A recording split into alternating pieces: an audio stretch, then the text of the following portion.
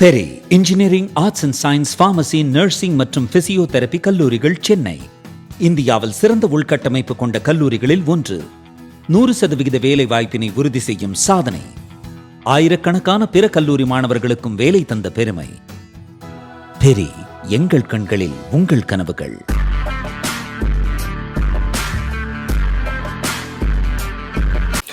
வணக்கம் ஜெயஹிந்த். இன்னைக்கு நம்ம சேனல்ல மேற்கு வங்காளம் பத்தி ஒரு மிக முக்கியமான அப்டேட் பார்க்க போறோம்.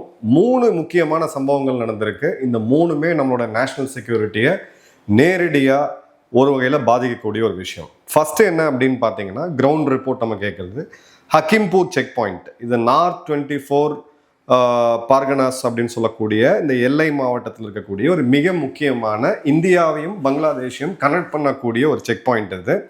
இந்த இடத்துல ஆயிரக்கணக்கான அன்டாக்குமெண்டட் பங்களாதேஷிஸ், இவங்களை நல்லா கவனிங்க, அரசாங்கமோ இல்லை மாநில மத்திய அரசோ பிடிக்கல, அவங்களாகவே இந்த இடத்துல இருந்து அவங்க சொந்த நாட்டுக்கு போகிறதுக்கு குவிஞ்சிருக்கிறாங்க அப்படின்றத பார்க்குறோம்.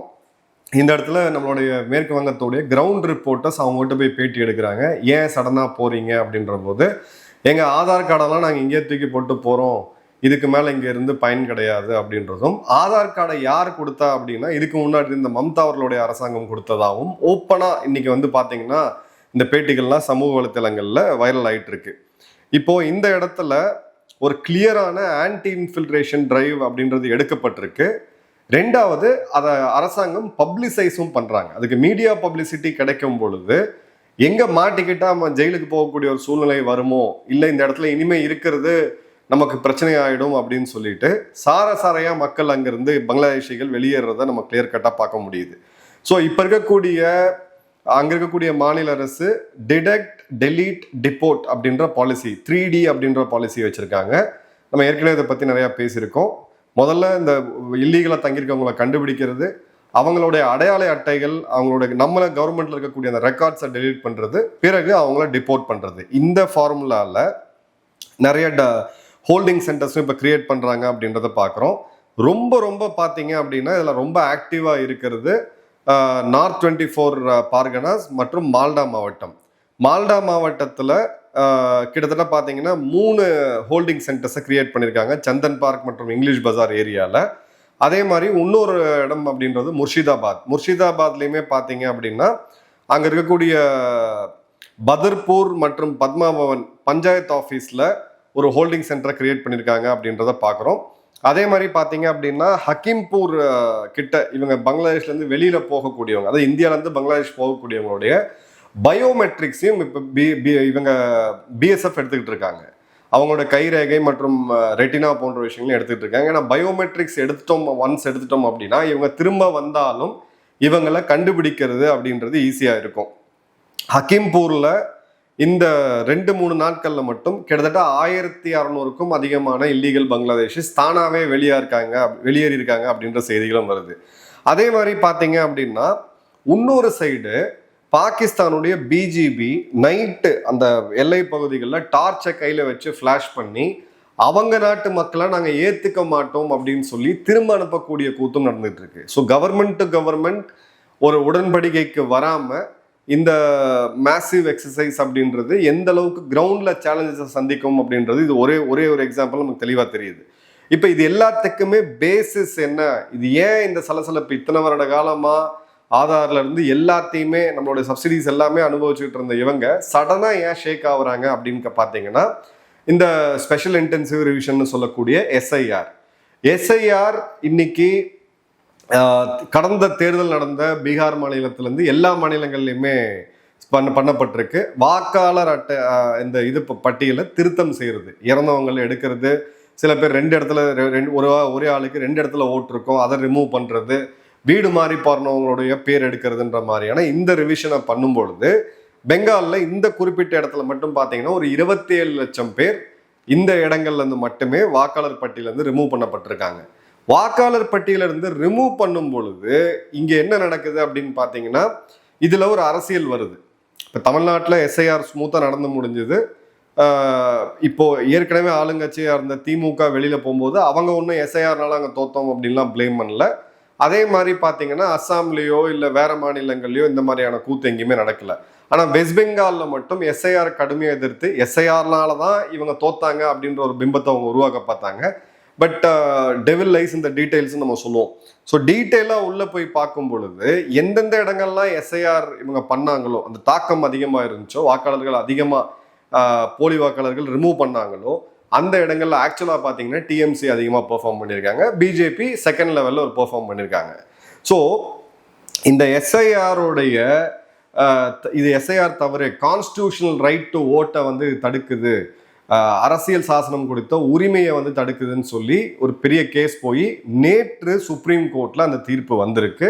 எஸ்ஐஆர் செல்லும், எஸ்ஐஆர் வந்து ஒரு கான்ஸ்டிடியூஷனல் எக்ஸசைஸ் தான், இசிஐக்கு எல்லா அதிகாரமும் இருக்கு அப்படின்னு தீர்ப்பு வந்த பிறகு இங்க சாரசாரியா மக்கள் வெளியில போகக்கூடியது. ஸோ இந்த 3D detect delete depot policy BJP இந்த இடத்துல ஆட்சிக்கு வந்தது பிறகு இவங்க வந்து ஓப்பனா அந்த ப்ராபகண்டா பண்ணது, நாங்க வெளியேற்றோம்னு சொல்லி அதை அறிவிச்சது, அங்க உருவாக்கப்படக்கூடிய ஹோல்டிங் சென்டர்ஸ் மற்றும் சுப்ரீம் கோர்ட்டோட எஸ்ஐஆர் தீர்ப்பு, இது எல்லாத்தையும் சேர்த்து பார்க்கும் பொழுதுதான் லட்சக்கணக்கான பங்களாதேஷிகள் இந்தியாவுக்குள்ள இருக்கவங்க நம்ம ஏதாவது பிரச்சனை சிக்கிக்குவோம் அப்படின்னு சொல்லிட்டு அவங்க நாட்டுக்கு திரும்ப போறாங்க. பட் அவங்க நாடு பல இடங்கள்ல அவங்கள தடுத்து நிறுத்தி திரும்ப அனுப்பக்கூடிய வேலையை பண்றாங்க.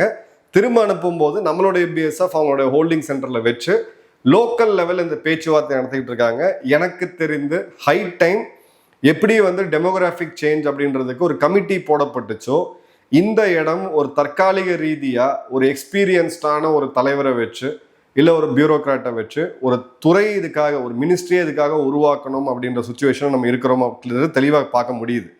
இப்போ அடுத்தது பார்த்தீங்க அப்படின்னா நம்ம வந்து புஷ் அவுட் பண்ணுறோம், பங்களாதேஷ் வந்து புஷ்இன் பண்ணுறாங்க. இல்லை இவங்கெல்லாம் எங்கள் மக்கள் கிடையாது அப்படின்னு சொல்லிட்டு ஆதார் கார்டுகளால நாங்கள் விட்டு போகிறோம் அப்படின்னு சொல்லி ரொம்ப கேஷுவலாக அந்த பேட்டிலாம் பார்த்தீங்கன்னா ஷாக்கிங்காக இருக்குது. ஆமாம், ஆதார் கார்டு யார் கொடுத்தா? இதுக்கு முன்னாடி இருக்கக்கூடிய மம்தா அவர்களுடைய அரசாங்கம் கொடுத்தாங்க, நாங்கள் இங்கே தான் வாழ்ந்துக்கிட்டு இருக்கோம். அவங்களுக்கு வந்து கேஸ் சப்சிடியில் ஆரம்பித்து உஜ்வாலா யோஜனாலேருந்து நம்மளுடைய உர மானியத்தில் ஆரம்பித்து பிஎம்ஓடைய அந்த விவசாயிகள் கிசான் ஸ்கீம்லேருந்து எல்லாத்தையும் அவங்க வந்து எடுத்துக்கிட்டு இருக்காங்க. சடனாக இப்போ ஷேக்கப் ஆகும்போது சரி இனி நம்ம நாட்டுக்கே போயிடலாம் அப்படின்னு சொல்லி திரும்ப வெளியேறதை நம்ம கிளியர் கட்டாக பார்க்க முடியுது. இப்போ 9ஆம் தேதி ஒரு ஃபார்மல் டிப்ளமேட்டிக் நோட்டை இந்தியாவுடைய வெளியுறவுத்துறை அமைச்சகம் பங்களாதேஷுக்கு கொடுத்தாங்க. இந்த இடத்துல தெளிவாக அதில் சொல்லியிருக்கிறது, இல்லீகலா இருக்கக்கூடியவங்களை நாங்கள் வெளியேற்றும் போது உங்க நாட்டு மக்களை நீங்க திரும்ப எடுக்கணும் அப்படின்றது தான். இப்போ சில இடத்துல பார்த்தீங்க அப்படின்னா ஒரு ஹியூமன் ரைட்ஸ் ஆங்கிளுமே வருது. ஹியூமன் ரைட்ஸ் வாட்சோட ஏஷியா டைரக்டர் எலைன் பியர்சன் சொல்லும்போது இதுல வந்து பார்த்தீங்க அப்படின்னா இந்தியாவில் ஒரு டிஸ்கிரிமினேஷன் நடக்குது, இங்க இருக்கக்கூடிய பெங்காலி பேசக்கூடிய ஒரு குறிப்பிட்ட சமூகத்தினரை குறியிச்சு இவங்க வெளியேற்றுறாங்க அப்படின்றது இவங்களுடைய இது. ஸோ இந்த ப்ரெஷர்லாம் வரும் நம்ம ஏற்கனவே எதிர்பார்த்தது தான். இப்போ இந்த இடத்துல மேஜரா நம்ம எங்க மிஸ் பண்ணியிருக்கிறோம், மத்திய அரசாங்கத்தை கேள்வி கேட்கக்கூடிய இடம் இல்லை மாநில அரசாங்கத்தையும் கேள்வி கேட்கக்கூடிய இடம் எங்கன்னு பார்த்தீங்கன்னா, ஆதார் கார்டை இஷ்யூ பண்றது மத்திய அரசாங்கம், ரேஷன் கார்டை இஷ்யூ பண்றது மாநில அரசாங்கம். இவங்க கையில எப்படி ஆதார் கார்டு வந்துச்சு, எப்படி ரேஷன் கார்டு வந்துச்சு, எப்படி வெல்ஃபேர் ஸ்கீம்ஸ்ல இவங்க என்ரோல் ஆகுறாங்க. ஏன்னா இப்போ விவசாயிகளுக்குன்னு சொல்லி நீங்க வெல்ஃபேர் ஸ்கீம்ல போனீங்க அப்படின்னா கண்டிப்பா அந்த கிராமத்தோட விஏஓட வில்லேஜ் அட்மினிஸ்ட்ரேட்டிவ் ஆஃபீஸரோட கையெழுத்து தேவை. என்னோட தோட்டத்துக்கு சில ஸ்கீம்ஸ் பத்தி நான் அவைல் பண்ணணும்னு போகும் பொழுது விஓட்ட நீங்க போய் கையெழுத்து வாங்கிட்டு வாங்க, சிட்டாடங்கள்ல எத்தனை மரம் வச்சிருக்கீங்க, எத்தனை தென்னங்கன்று இருக்கு, எத்தனை மாமரம் இருக்குன்னு எழுதி வாங்கிட்டு வாங்கன்னு. அது இல்லாம இது நடக்காது. ஸோ இந்த மிஷினரி எந்த அளவுக்கு கரப்டடா இருந்தா யார் வேணாலும் வந்து நீங்க இப்படி பாருங்க, ஆதார் கார்டு நீங்க வாங்கிட்டீங்க அப்படின்னா அடுத்து நீங்க ரேஷன் கார்டை வாங்குறீங்க. இது ரெண்டும் இருந்தது அப்படின்னா உங்களால பேன் கார்டு வாங்க முடியும், பேன் கார்டு இருந்ததுன்னா பேங்க் அக்கௌண்ட் ஓப்பன் பண்ண முடியும். இது மூணுமே இருந்தது அப்படின்னா நீங்க மொபைல் கனெக்ஷன் எல்லாமே வாங்கலாம். இது நாளும் இருந்ததுன்னா இந்தியாவுடைய பாஸ்போர்ட்டை வாங்கலாம். இந்தியாவுடைய பாஸ்போர்ட்டை நீங்க வாங்கிட்டாலே இந்தியாவுடைய குடியுரிமை பெற்ற குடிமகன் அப்படின்ற அர்த்தம் வருது. ஸோ இந்த இடத்துல கொஞ்சம் சீரியஸா பார்க்க வேண்டிய ஒரு எமர்ஜென்சி சுச்சுவேஷனா பார்க்க வேண்டிய கட்டாயம் நமக்கு இருக்கு. அதே மாதிரி பார்த்தீங்க அப்படின்னா இன்னொரு முக்கியமான விஷயம் நம்ம பார்க்க வேண்டியது, இப்போ அன்னபூர்ணா யோஜனா அப்படின்றத இவங்க வந்து ஒரு தேர்தல் வாக்குறுதியா கொடுத்திருந்தாங்க பிஜேபி. இது வந்து திரிணாமுல் காங்கிரஸோட லக்ஷ்மீர் பந்தார் ஸ்கீமை சூப்பர் சீட் பண்ணி வருது. இதுபடி ஒரு மாதத்துக்கு ஒரு குடும்பத்துக்கு பெண்ணுக்கு 3000 ரூபா கொடுக்குறோம் அப்படின்னு ப்ராமிஸ் பண்ணியிருந்தாங்க. அதை வந்து இப்போ இம்ப்ளிமெண்ட்டும் பண்ணிட்டாங்க. ஆனால் இங்க இடத்துல ஒரு ட்விஸ்ட் அவங்க வச்சிருக்காங்க. அது என்னன்னா, எஸ்ஐஆர்ல வாக்காளர் திருத்த பட்டியல்ல நீக்கப்பட்ட அந்த 30 லட்சம் பேருக்கு இந்த சப்சிடி போகாது, இன்எலிஜிபிள் என்ட்ரிஸ் அப்படின்னு சொல்லியிருக்காங்க. ஸோ ஓட்டர் ரோல கிளியர் கட்டா இவங்க வந்து எப்படி எடுக்கிறாங்க அப்படின்னு பார்த்தீங்கன்னா, வாக்காளர் பேர் பட்டியல்ல உங்களுடைய பேர் இல்லை அப்படின்னா நீங்க எந்த கவர்மெண்ட் ஸ்கீம்ஸ்க்கும் எலிஜிபிள் கிடையாது அப்படின்றத எடுக்கிறாங்க. இது வந்து எப்படின்னா ஒரு வகையா புனிட்டிவ் ஆக்ஷன் எடுக்கலாம். நீங்க கொடுக்கக்கூடிய இப்போ உள்ள வரக்கூடிய மக்கள் எதுக்காக வராங்க பங்களாதேஷ்ல இருந்து, இங்கே ஒரு வாழ்வாதாரம் நமக்கு கிடைச்சிரும், நிம்மதியா வாழலாம். ஃபர்ஸ்ட் அதுல அடிப்படையா பார்த்தீங்கன்னா பொருளாதாரம். ஸோ பொருளாதாரத்துல கீழ்த்தட்டில் இருக்கக்கூடிய மக்களுக்கு கவர்மெண்ட் சப்சிடியை நம்பி தான் அவங்க வாழ்க்கையை ஓட்டக்கூடிய சுச்சுவேஷன் இன்னைக்குமே இருக்கு. ஒரு 25 கோடி மக்கள் நம்ம கிட்ட அந்த நிலைமையில தான் இருக்கிறாங்க. ஸோ இந்த சப்சிடியை நீங்க கட் பண்ணீங்க வெளியில இருந்து வந்த ஊடுருவல்காரர்களுக்கு அப்படின்ற போது அவங்களுக்கு அந்த இன்சென்டிவ் எதுக்காக இங்க வந்தாங்களோ அதற்கான அந்த இன்சென்டிவ் அப்படின்றது காணாம போகும். அந்த இன்சென்டிவ் காணாம போச்சுன்னா தானா இவங்க வெளியேறக்கூடிய சூழ்நிலை வரும். ஸோ இப்போ வரக்கூடிய காலங்கள்ல இந்த 30 லட்சம் பேர், இந்த 3000 ரூபாய் குடும்பத்துக்கு பெண்களுக்கு கொடுக்கக்கூடிய இந்த திட்டத்தை வந்து எஸ்ஐஆர் லிஸ்ட்டை ரிவைஸ் பண்ணி லிங்க் பண்ணி இதுல இருந்து ஒரு 30 லட்சம் பேரை வெளியே தூக்குறாங்க. இவங்கெல்லாம் சப்சிடிக்கு எலிஜிபிள் கிடையாது அப்படின்ட்டு. இப்போ அடுத்த வரக்கூடியது அப்படின்னு பார்த்தீங்கன்னா நம்மளுடைய சென்சஸ். இப்போ பல மாநிலங்கள் ஏற்கனவே நடந்துகிட்டு இருக்கு, டிஜிட்டல் சென்சஸ் எடுத்துக்கிட்டு இருக்காங்க. டிஜிட்டல் சென்சஸுக்கு பிறகு நம்மளுடைய national record of citizens NRC, இந்தியாவில் எத்தனை மக்கள் இருக்கிறாங்க அப்படின்ற கணக்கு நமக்கு முதல்ல வேணும். 2011 சென்சஸை வச்சு தான் இன்றைக்குமே கவர்மெண்ட் ஸ்கீம்ஸ் எல்லாமே இயங்கிட்டு இருக்கு. ஸோ இந்த வகையில் பார்க்கும்போது எஸ்ஐஆரில் இல்லாதவங்க வெஸ்ட் பெங்காலில் நேச்சுரலாக வெளியேற ஆரம்பிக்கிறாங்க. அதே மாதிரி நாளைக்கு என்ஆர்சியில் வரும் பொழுது இந்த எஸ்ஐஆர் வந்து ஏற்கனவே ஒரு பேஸாக இருக்கும்ன்றத ஓரளவுக்கு நம்ம யூகிக்க முடியுது. பாலிசி மேக்கர்ஸ் என்ன டிசைட் பண்ணுறாங்க அப்படின்றத வெயிட் பண்ணி பார்க்கலாம். ஸோ கிளியர் கட்டாக இவங்களுடைய கவர்மெண்ட்ல இந்த 30 லட்சம் கோஸ்ட் பெனிஃபிஷரிஸ் அப்படின்றது ரொம்ப முக்கியம். இதுல வந்து பாத்தீங்க அப்படின்னா இந்த லக்ஷ்மீர் பந்தார் திட்டத்துல மம்தா அவர்கள் 1000 ரூபாய் கொடுத்துட்டு இருந்தாங்க. அந்த திட்டத்தின் கீழே இந்த 30 லட்சம் பேருக்கு 30 லட்சம் இன்ட்டு 1000 இன்ட்டு 12 கணக்கு போட்டுங்க. ஒரு வருஷத்துக்கு எவ்வளோ பணம் வந்து வரி பணம் வந்து தவறான ஆட்களுக்கு போய் சேருது அப்படின்னு சொல்லிட்டு. ஸோ கிளியரா எஸ்ஐஆருடைய ட்ரிபியூனல் இப்போ போட்டிருக்கு. சில பேரோட பேர் விடுபட்டிருக்கலாம், அவங்க பேர் விடுபட்டது ஒரு ஓவர் சைட்டாவோ இல்லை தவறான ஒரு ரீசனுக்காகவோ இருக்கலாம். அவங்களுக்கு அப்பீல் பண்ணுறதுக்கான உரிமையை இப்போ சுப்ரீம் கோர்ட் கொடுத்துருக்காங்க. பட் இன்எலிஜிபிள் கேட்டகரியில் இறந்து போனவங்க, கோஸ்ட் இல்லாதவங்க, அதே மாதிரி பார்த்தீங்க அப்படின்னா காமெடி என்னன்னா இந்த ஸ்கீம்ல பெண்களுக்காகவே கொடுக்கப்பட்ட இந்த லக்ஷ்மி பந்தார் ஸ்கீம்ல பல பேர் ஆண்களும் இருக்கிறாங்கன்ற செய்திகளும் இப்போ வந்திருக்குது. ஸோ இப்போ இவங்களுடைய மாநில முதல்வர் சுவந்த அதிகாரி என்ன சொல்றாருன்னா, about 30 lakh people whose names have been permanently removed from the voters list and who have not applied to the tribunal and still receiving Lashmir Bandar benefits. These 30 lakh entries are being marked for deletion on the Annapurna Yojana portal அப்படின்றது தான். So இதில் என்ன விஷயம் வருது அவர் சொல்றாருன்னா, ஏற்கனவே இருந்த லக்ஷ்மீர் பந்தார் திட்டத்தில் 30 லட்சம் பேர் இருக்கிறாங்க. அடிஷ்னலா இந்த 30 லட்சம் பேர் வந்து வாக்காளர் பட்டியலில் இல்லை. ஸோ யார் யார் பேரெல்லாம் விடுபட்டிருக்கோ, எனக்கு வந்து என் வாக்காளர் பட்டியல் விடுபட்டிருக்கு, நான் ராணுவத்தில் இருந்தேன், ஏதோ ஒரு ஓவர் சைட்டில் நடந்திருக்குன்னா இப்போ இந்த ட்ரிபியூனலில் அப்ளை பண்ணுவோம். யார் யாரெல்லாம் ட்ரிபியூனலில் அப்ளை பண்ணலையோ, இல்லை எனக்கு வாக்கு இருக்கு அப்படின்னு சொல்லி நீங்கள் அந்த சைட்டில் இணையதளத்தில் போய் நீங்கள் அப்ளை பண்ணலையோ, அவங்க பேரை இப்போ இருக்கக்கூடிய socialsecurity.wb.gov.in அப்படின்ற இந்த அன்னபூர்ணா யோஜனா போர்ட்டல்லேருந்து தூக்க போகிறாங்க அப்படின்றது தான் இங்கே இருக்கக்கூடிய மிக முக்கியமான செய்தி. இப்போ இதில் என்ன அப்படின்னு பார்த்தீங்கன்னா, நிறைய பெண்கள் எஸ்ஐஆர்ல பேர் விடுபட்டிருக்கோம், ஆனால் அவங்க அப்பீல் போயிருப்பாங்க. ஸோ அவங்களுக்கு வந்து அந்த ப்ரொடெக்ஷன் கிளாஸை அவங்க கொடுக்குறாங்க. ஸோ ஒரு இதில் ஒரு அரசியல் வரக்கூடாது அப்படின்றதுல கிளியர் கட்டாகவே இது வருது அப்படின்றத பார்க்குறோம்.